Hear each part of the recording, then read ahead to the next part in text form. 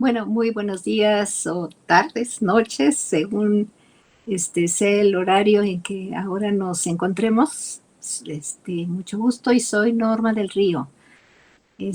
Yo voy a proponerles algunas ideas para que reflexionen, para que pregunten después, quizás por un chat o en algún foro en donde vamos a tratar un tema que tiene mucho que ver con el tema de construir comunidad, que es el tema, digamos, central de Pilares, ¿no? Eh, y es la inclusión y la inclusión de la diversidad.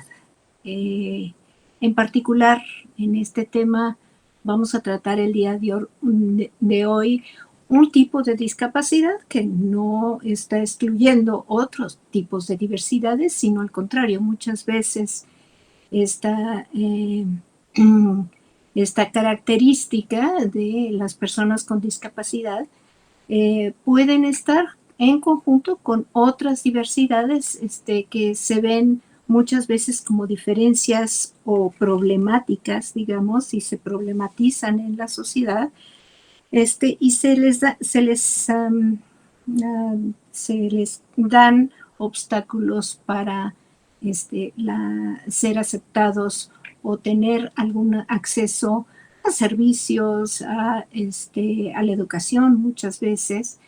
En este sentido, entonces, las personas con discapacidad pueden también, y por qué no, tener otro tipo de diversidades, por ejemplo, mujeres o niñas indígenas eh, eh, con alguna diversidad en género, digamos, y todo esto se conjunta, digamos, y muchas veces se invisibiliza para privilegiar nada más una característica, ¿no? Y de esto vamos a hablar, porque es un problema social muy importante que tiene que ver con poner en primer plano en nuestras relaciones y sobre todo en el trabajo que ustedes van a empezar muy pronto, a trabajar y a encontrarse con personas, digamos, con las que van a tener que trabajar y poner entonces antes de lo técnico,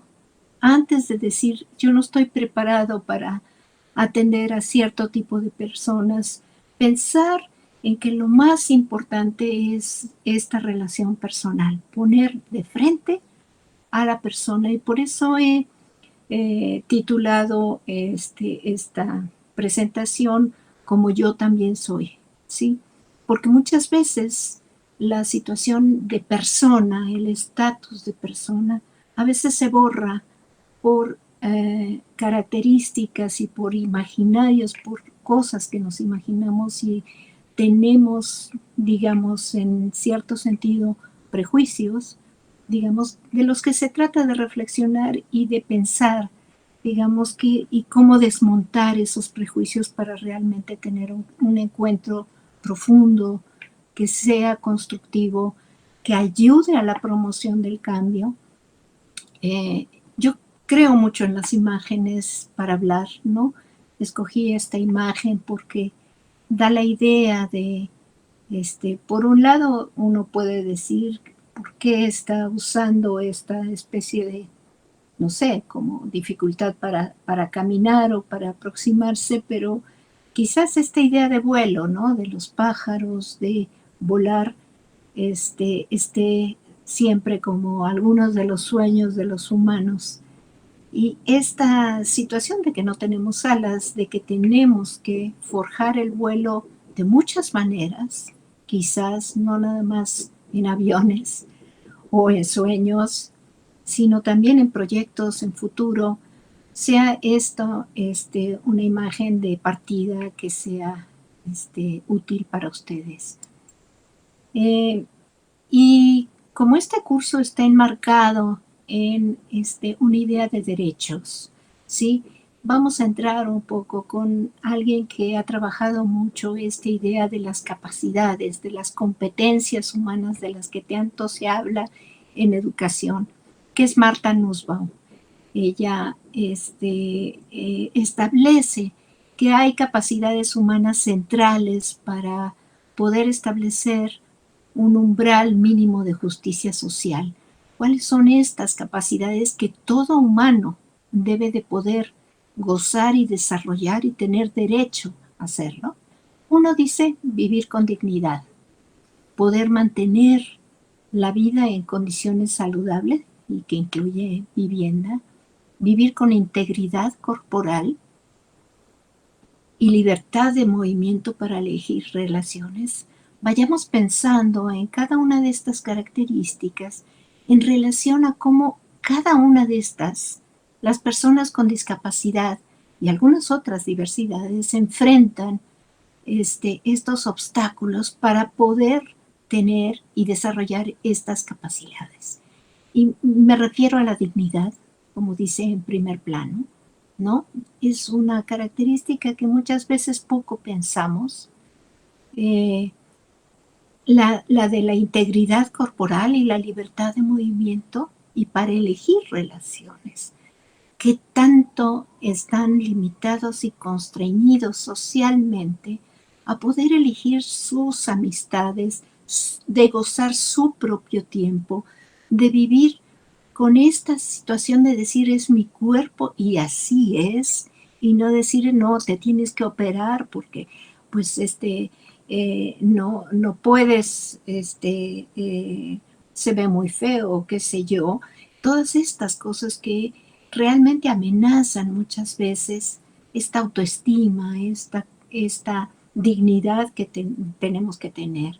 Dice también Marta Nussbaum que es usar los 5 sentidos, no nada más en esto, sino lo que ahora muchas veces se dice en estar verdaderamente en donde uno está, ¿no? No estar aquí y estar usando el celular, qué sé yo, sino usar los sentidos, estar en donde uno está, imaginar, pensar, razonar, crear, la libertad de expresión.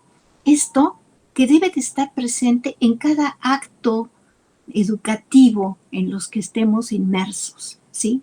Que tanto nuestros compañeros, nuestros colegas pueden, con lo que estamos viendo, imaginar, pensar, razonar, crear y poder expresar lo que piensan acerca de esto de manera libre, ¿sí?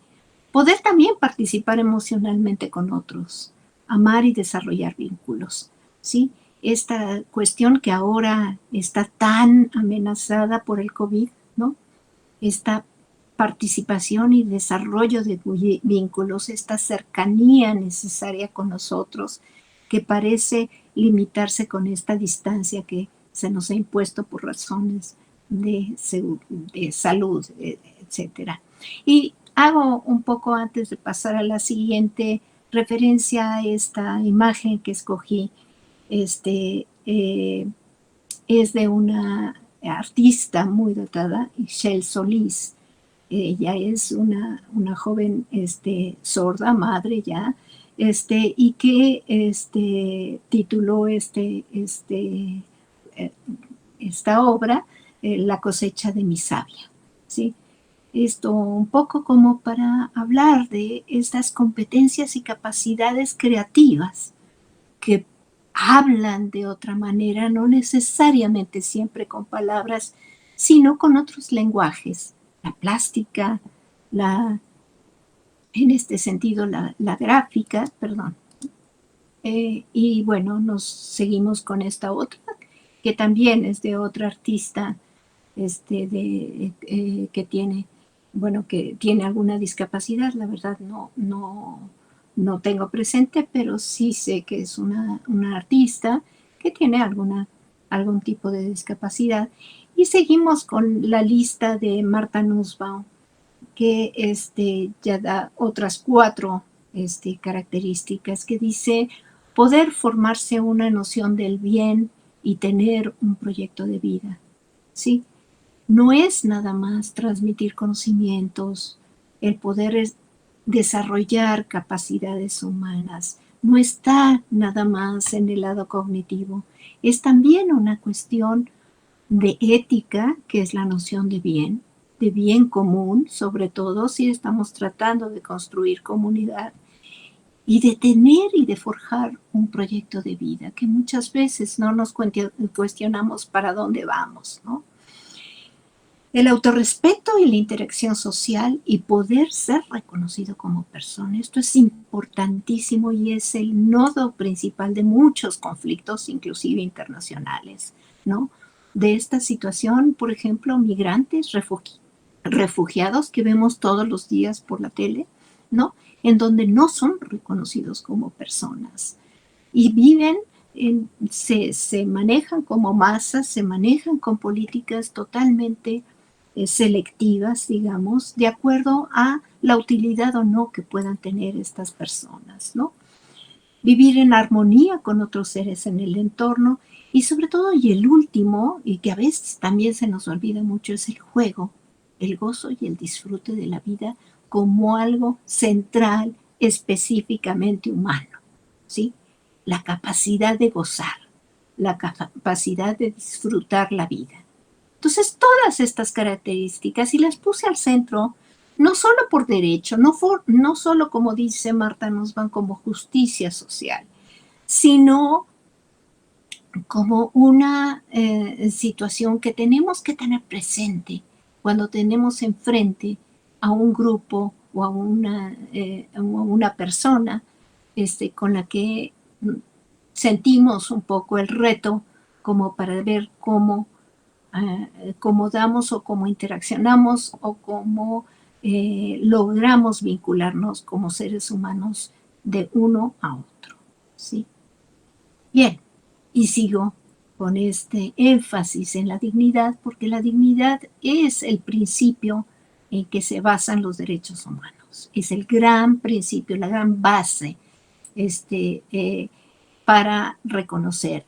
Y la dignidad que decíamos que en la que poco pensamos está en el reconocimiento de que todos somos vulnerables, de que los humanos, los seres vivos, por características, somos vulnerables. Vulnerables en el sentido de que somos, y como dice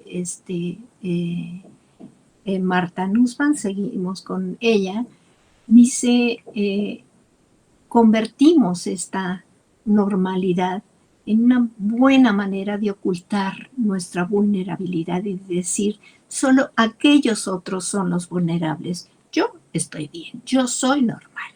Las normas sociales tienen poco que ver con las debilidades que tenemos y que sabemos cada quien.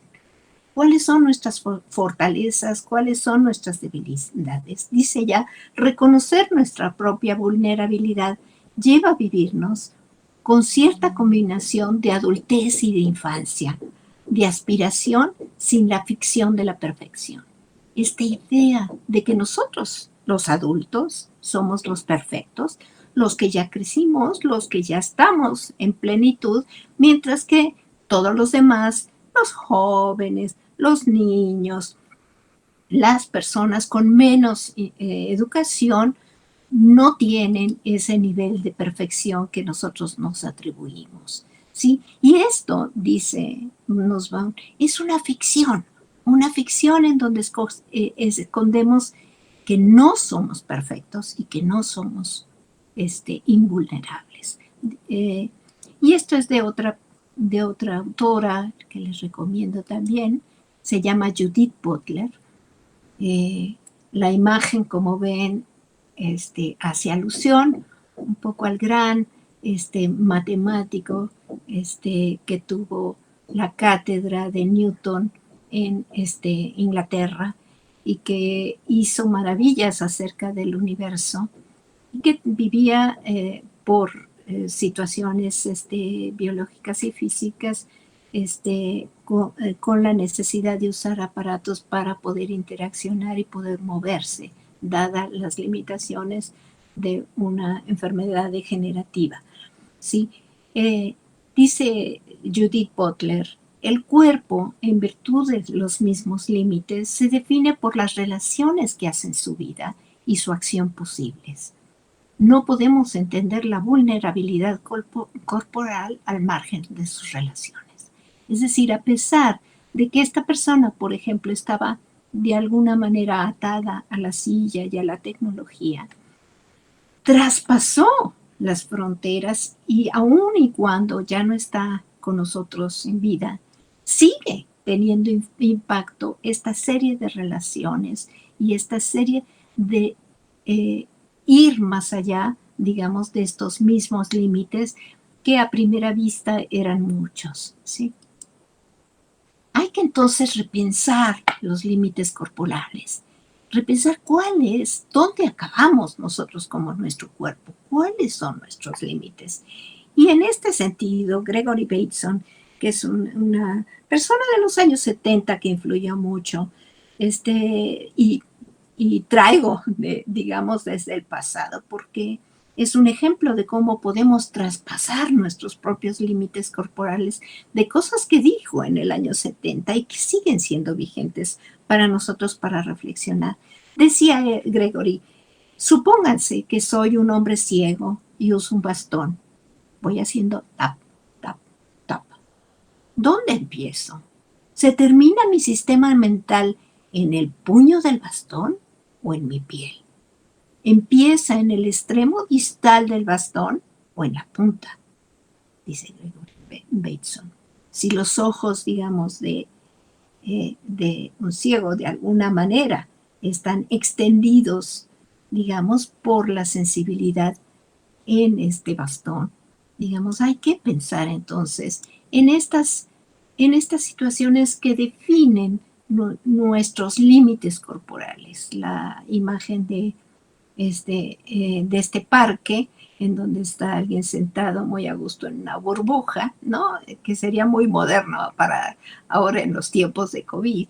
Hace una metáfora acerca de nuestro espacio corporal, en qué tanto espacio necesitamos tener. A veces vemos y escuchamos como dicen, es que necesito más espacio, estás invadiéndome, etcétera. Todas estas cuestiones en donde hay personas que requieren un poco más de espacio que otras, ¿sí? Estas cosas son las que tenemos que tener muy en cuenta cuando definimos simplemente por es que no ve, es que no oye, es que esto.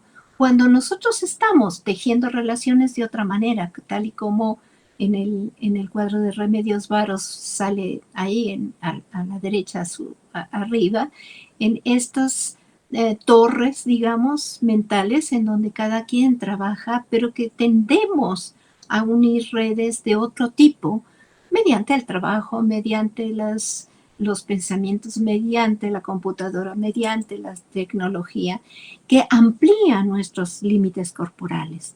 Entonces, el uso de la tecnología en este sentido puede extender más que ser obstáculo, como muchos lo enfrentan frente a estos avances tecnológicos, ¿sí? Bien, y este título ahora en esta página es la diversidad funcional, que es otra forma de nombrar mucho más acorde con la idea de diversidad y no de discapacidad a las personas que normalmente denominamos como personas con discapacidad. Y aquí viene en mi ayuda, wow, es una foto que tomó este gran fotógrafo ciego europeo que se llama Bavkar, y que de una gran belleza y en donde ni siquiera pensaríamos de un taller de fotografía para sordos. Y ahora se hacen exposiciones de fotografías, de pintura, de una serie de expresiones plásticas, no nada más, quizás escultura también.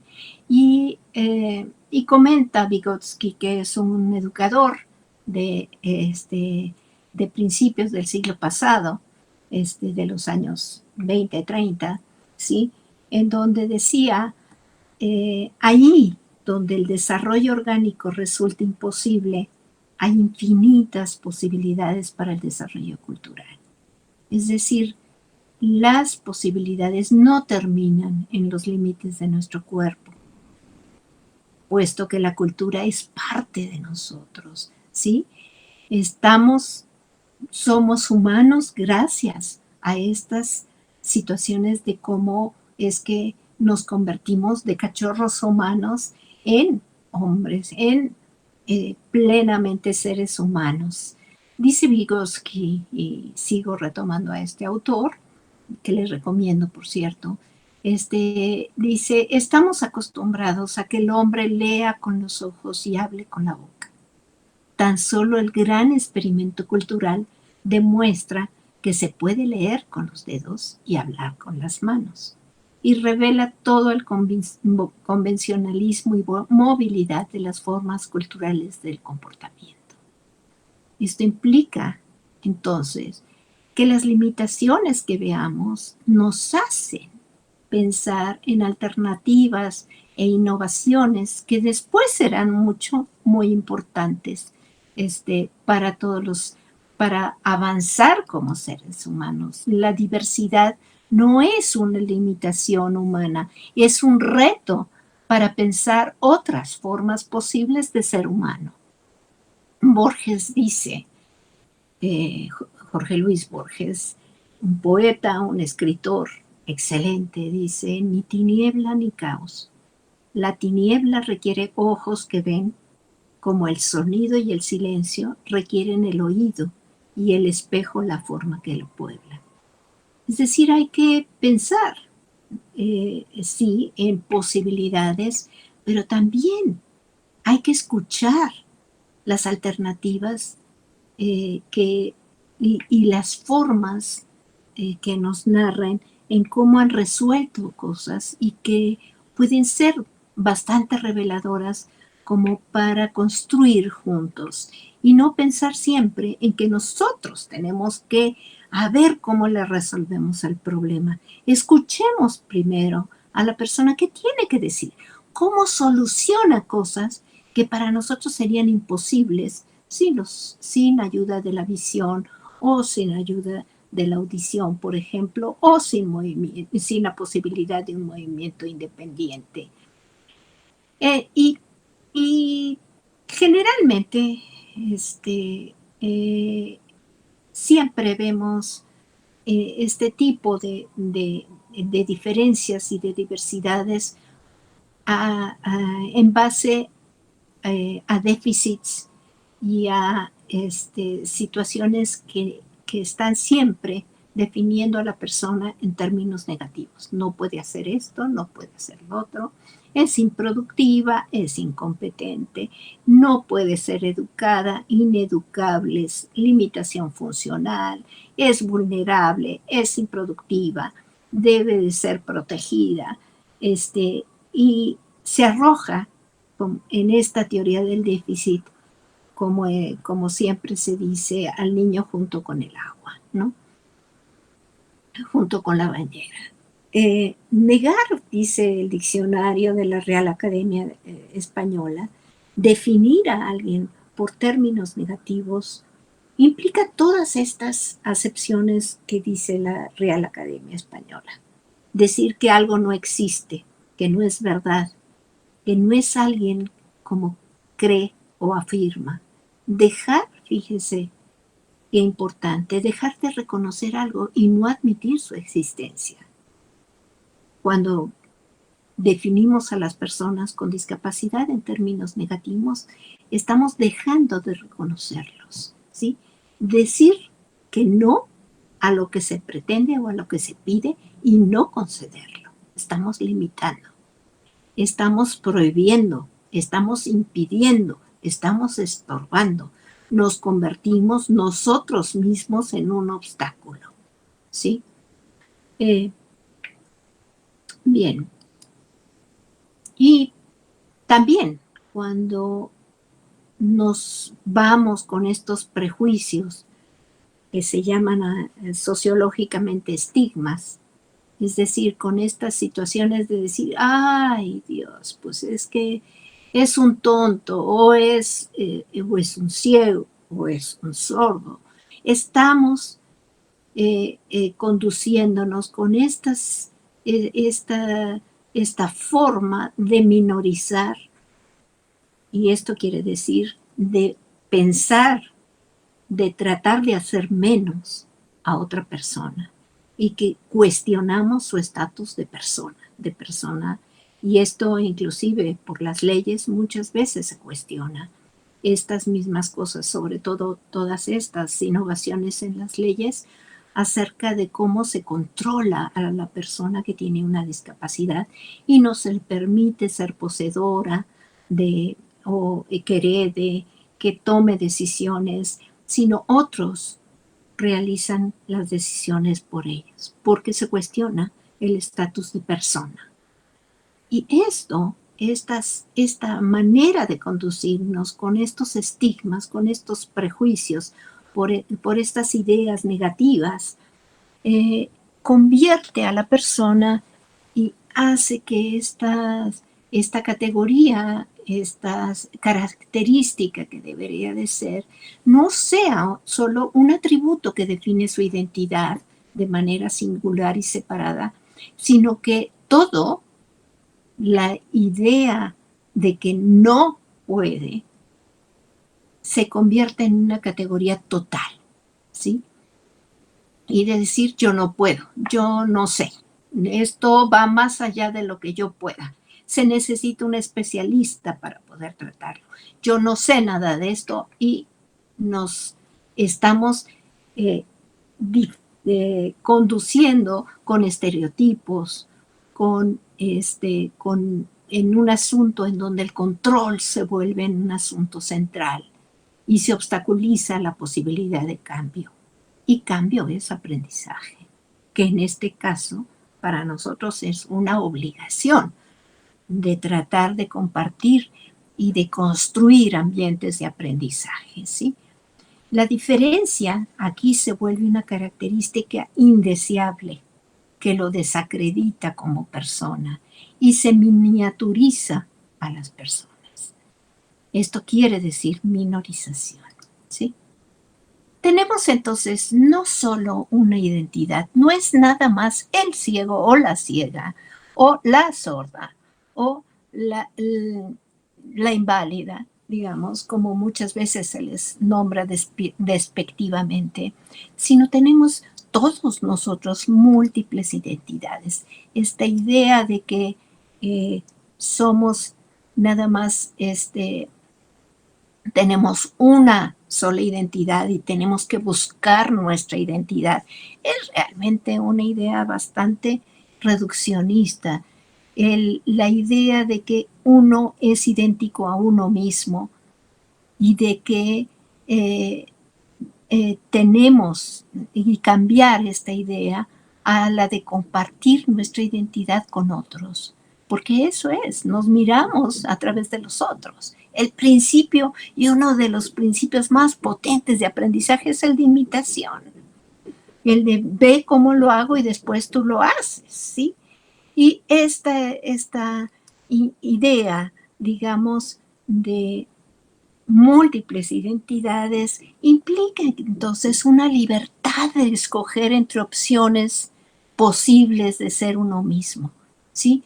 Cuando nosotros pertenecemos a distintas colectividades con las que nos identificamos y con las que armonizamos, ¿sí? Si pertenecemos a un club de música, a un grupo coral, a un grupo de pintura o formamos círculos de lectura, etcétera.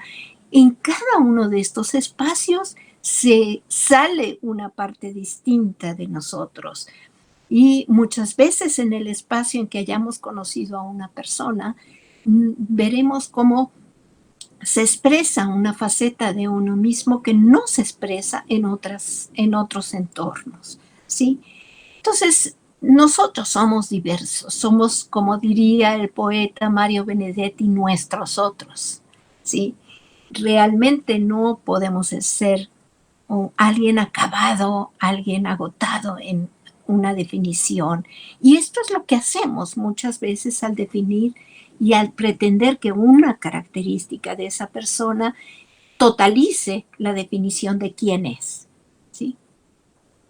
También otra de las cosas que tenemos que pensar en relación con las personas con diversidad, en especial con diversidad funcional, es esta ilusión que tenemos de la independencia, ¿sí? De decir, no, es que él necesita siempre ayuda, él no va a ser autónomo, por tanto no puede tener opciones para elegir, ¿sí? Y esto viene de una tradición, esta idea y esta ilusión de que somos independientes, viene de una tradición cultural muy individualista, que es parte del neoliberalismo en el que vivimos ahora, en donde somos individuos solos y pensamos que nosotros nos mandamos solos, ¿no? Y que tenemos nuestra propia mente y que el cuidado se ve como carga social y un obstáculo para ser productivos. El servicio y el cuidado chocan con esta cultura utilitaria, ¿sí? Por eso en el tan llamado cuidado y servicio que ahora ha vuelto a ser tema central por lo del COVID, ¿no? Las relaciones y el trabajo doméstico, así como el de cuidado, son servicios siempre muy mal pagados y muy mal estimados socialmente. Por estas situaciones, digamos que tenemos de la ilusión de independencia, en donde negamos que necesitamos cuidados también, que necesitamos de otros, y pensamos que el derecho está concebido en función de mi propio interés, ¿no? Y entonces elegimos abogados para que defiendan nuestros intereses, ¿no? Y la autonomía se escinde de la vida afectiva y de relación.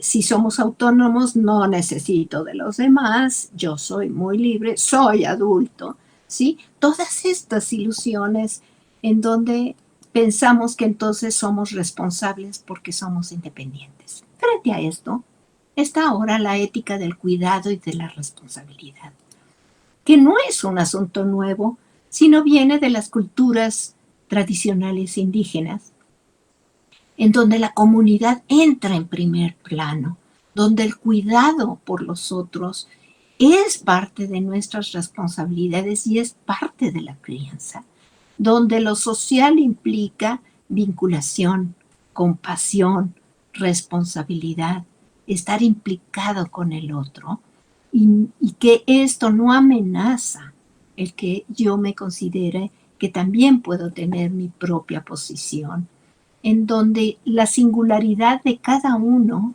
es importante porque porta historias únicas, ¿sí?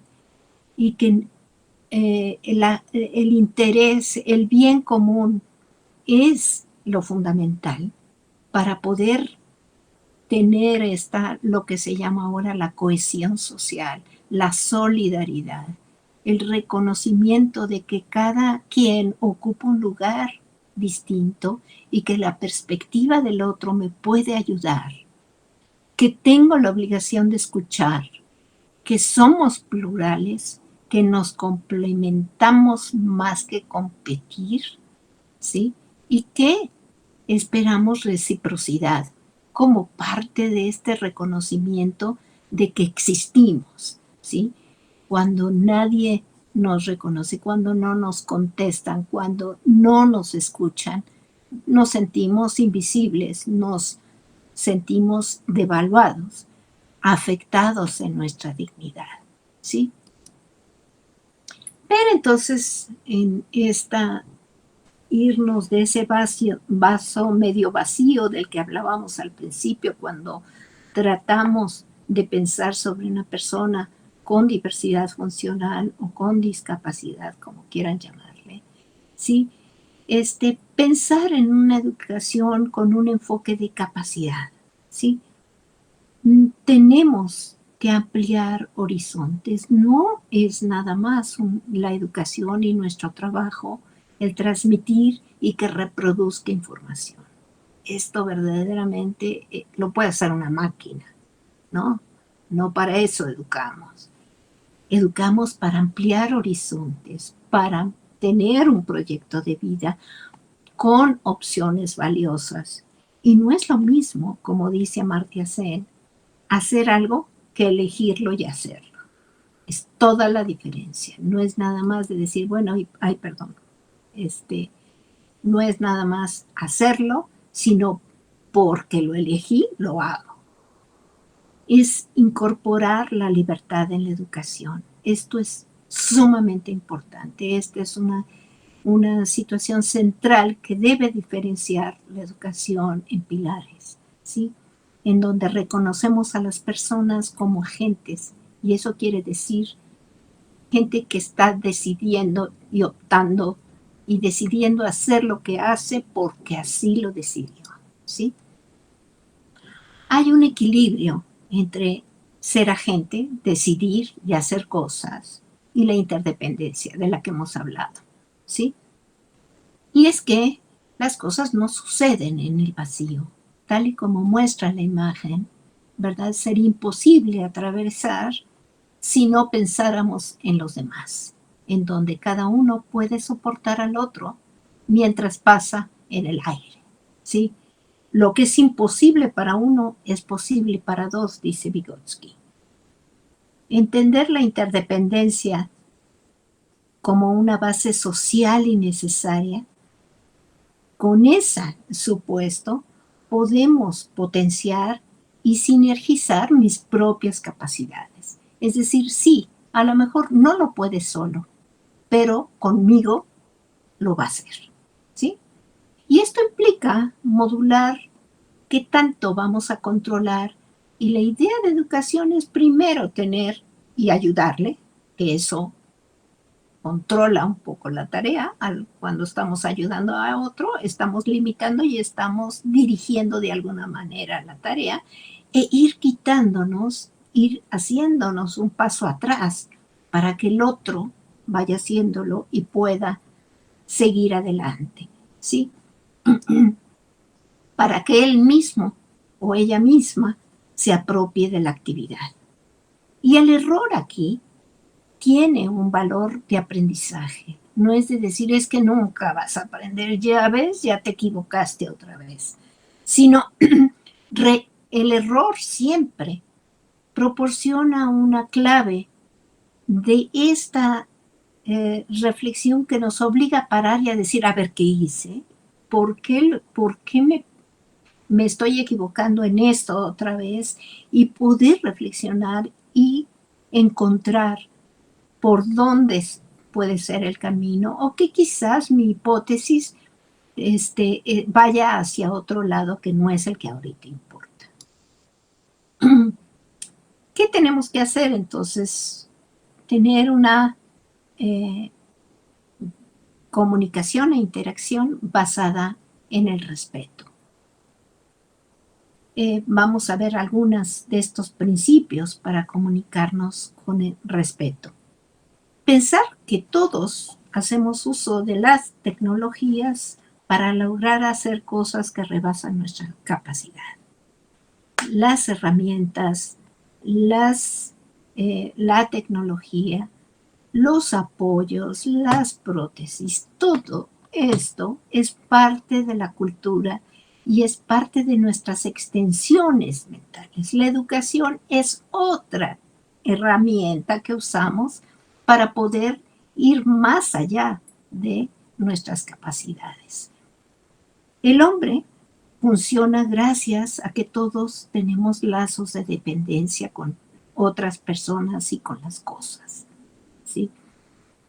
No es nada más las personas con discapacidad las que son dependientes, como muchas veces en los censos se caracteriza económicamente a estas personas como dependientes.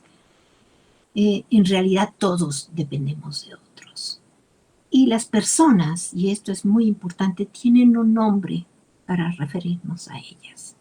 No pongamos apodos. El respeto es el nombre, el dirigirnos, señala la unicidad de esta persona, esa historia única de la que habíamos hecho. Y bueno, esto que parece obvio, pero que algunas veces se nos olvida, y lo pongo aquí porque hemos argumentado de por qué las personas con discapacidad son personas y cómo es que son minorizadas en este sentido. El tener una diferencia física no necesariamente es discapacitante y la discapacidad no es excluyente de la capacidad. Las personas con discapacidad tienen como todos fortalezas y debilidades. En realidad, la línea que separa a las personas con discapacidad de aquellos que nos consideramos en el otro lado es una línea muy delgada, que si alzamos las exigencias pasamos al otro lado. Es decir, si subimos los retos lo suficiente como en cualquier a nivel de perfección de cómo se hace una cosa, nos convertimos rápidamente en incompetentes, en improductivos. ¿Por qué? Porque se suben los estándares de exigencia. Pensemos en esto cuando decimos es que no puede con esto. ¿Qué estamos haciendo? ¿Estamos subiendo estos estándares para que el otro no pueda?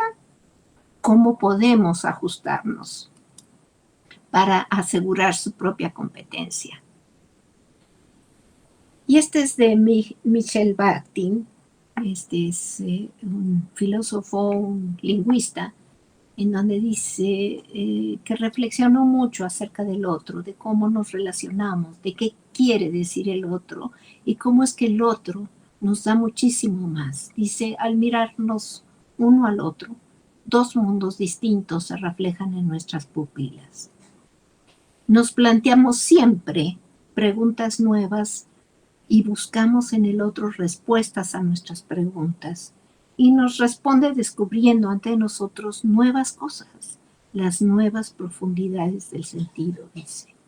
O sea que el otro siempre va a tener respuestas nuevas y formas nuevas de mirarnos en este sentido. Y les agradezco muchísimo la atención y el que hayan compartido conmigo este tiempo de reflexión sobre este encuentro con el otro. ¿Sí? Muchísimas gracias.